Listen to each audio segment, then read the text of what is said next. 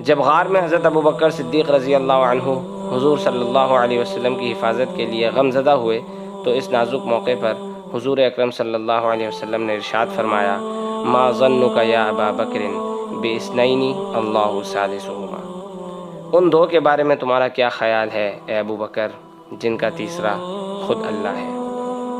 یہ الفاظ حضرت ابو بکر رضی اللہ عنہ کے لیے ہمیشہ ہمیشہ معیت نبوی اور معیت الہیہ کا تمغہ ہیں، جس سے بڑا کوئی اور اعزاز نہیں ہو سکتا۔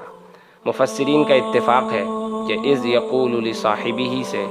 حضرت ابو بکر رضی اللہ عنہ مراد ہیں۔ اللہ تعالیٰ نے لصاحبہ کہہ کر حضرت ابو بکر رضی اللہ عنہ کو رسول اللہ صلی اللہ علیہ وسلم کا صحابی قرار دیا ہے، لہٰذا علماء کا کہنا ہے